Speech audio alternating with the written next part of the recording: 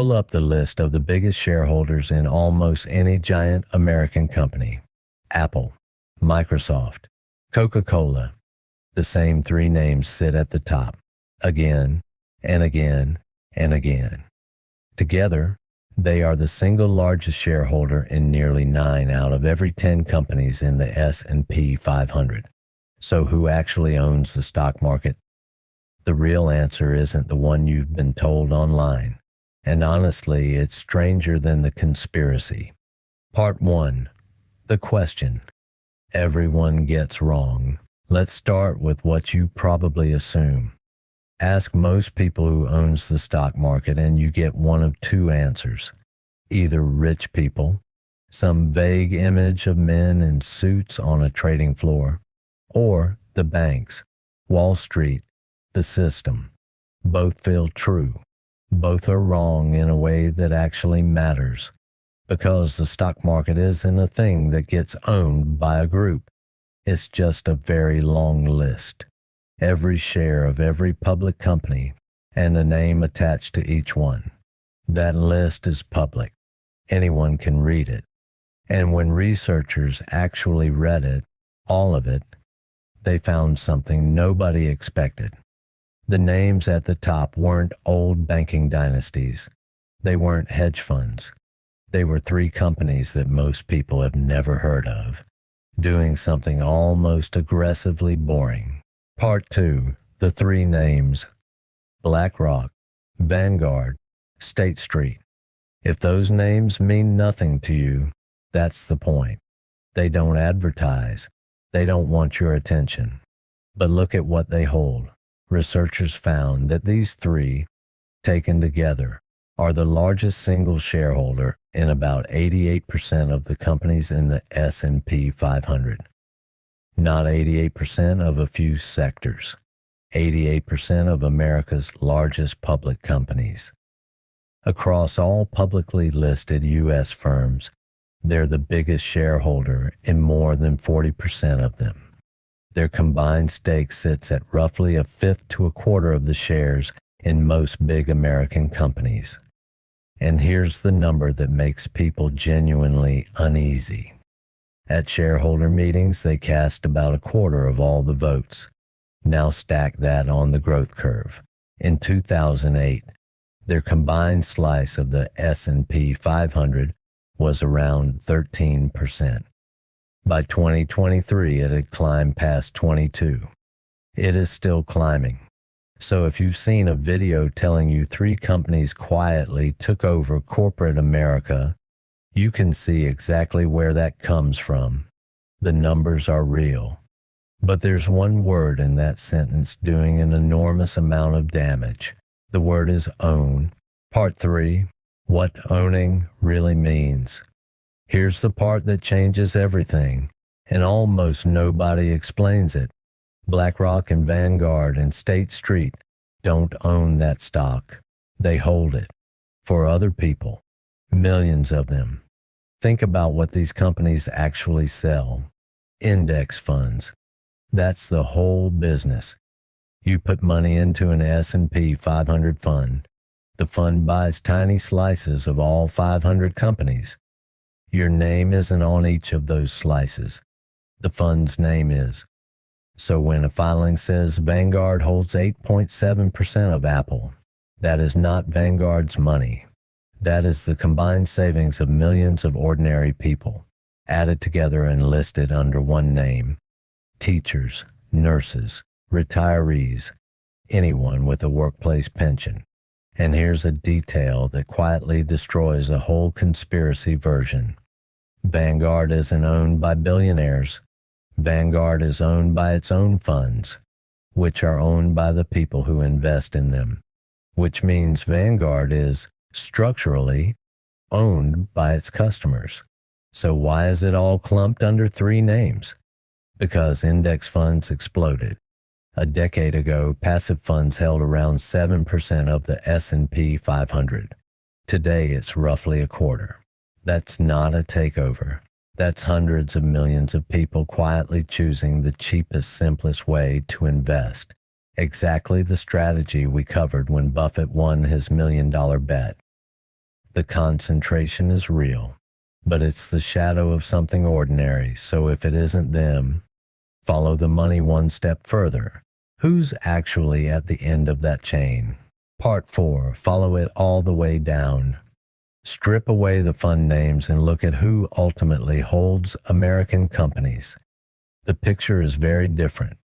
A large share sits in the retirement accounts of American households, the 401ks and pensions of ordinary workers.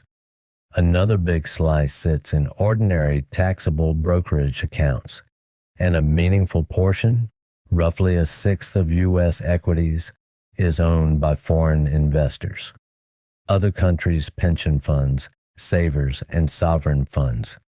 So the honest, boring answer to who owns the stock market is this: it's owned by whoever bought shares, directly, or through a fund, or through a retirement plan they barely think about. 58% of American families hold stock in some form. If you have a workplace retirement account, there's a good chance you are, right now, a part owner of Apple and Microsoft and a few hundred other companies. You just never see your name on the list because it's bundled into a fund. That's it.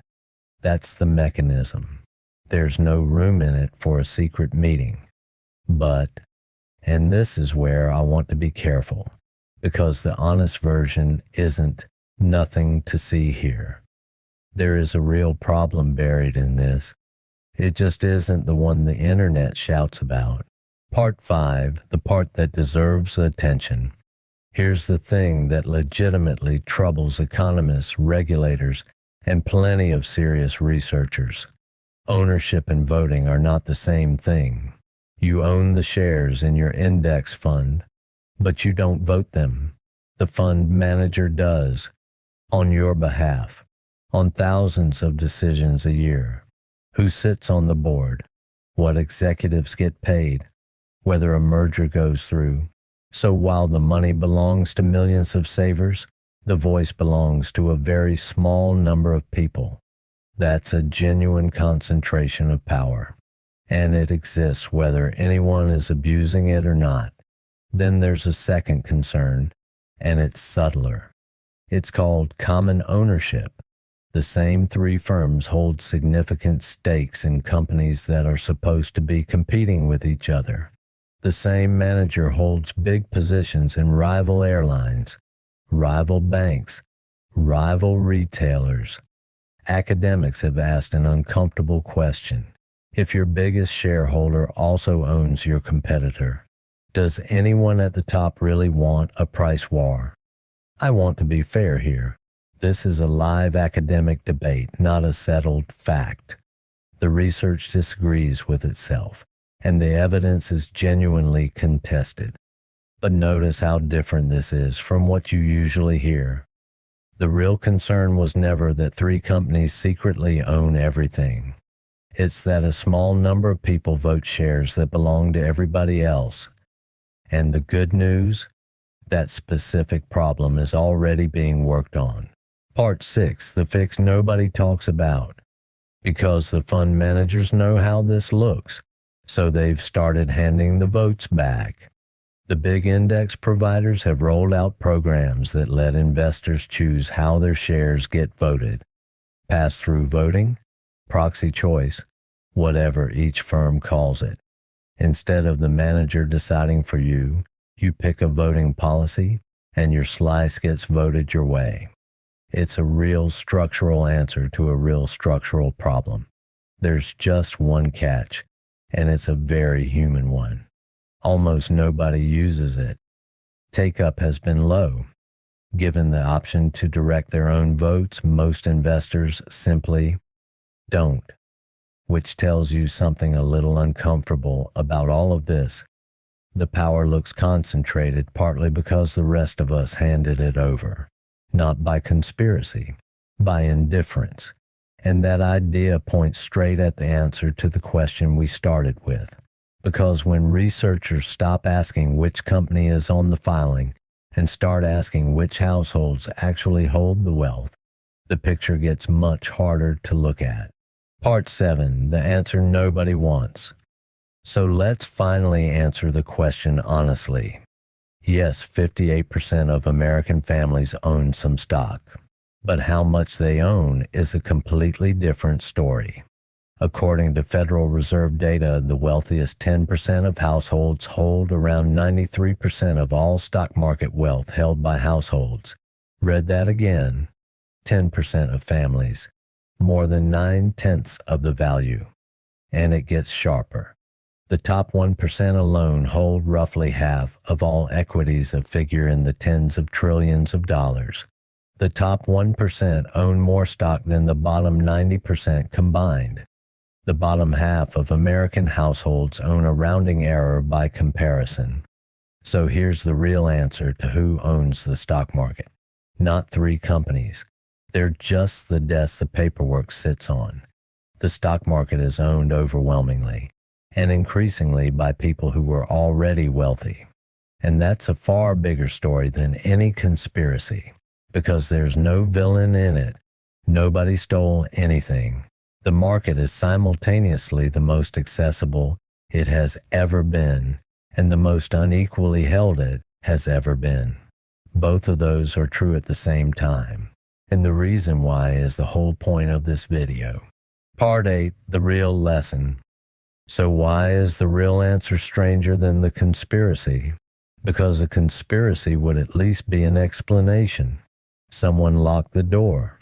Someone kept you out. The truth is worse and better at the same time. Nobody locked the door. Buying a piece of nearly every major company in America now costs a few dollars, takes about 10 minutes, and is available to almost anyone with a bank account. It has never been easier in human history, and most people still never walk through. Not because they're barred, because it's boring, because it's slow, because nothing visibly happens for years, which is exactly what a janitor named Ronald Read understood, quietly, for 60 years, while everyone around him assumed the market was for other people. So the concentration at the top isn't only a story about power, it's also a story about who showed up. The 3 names at the top of those filings aren't a wall. They're a receipt, a list of everyone who did. You don't need permission to be on that list. You need a decision, and then a very long time. Next time on this channel, we're breaking down another quiet truth about wealth, the one that decides how much of it you actually get to keep.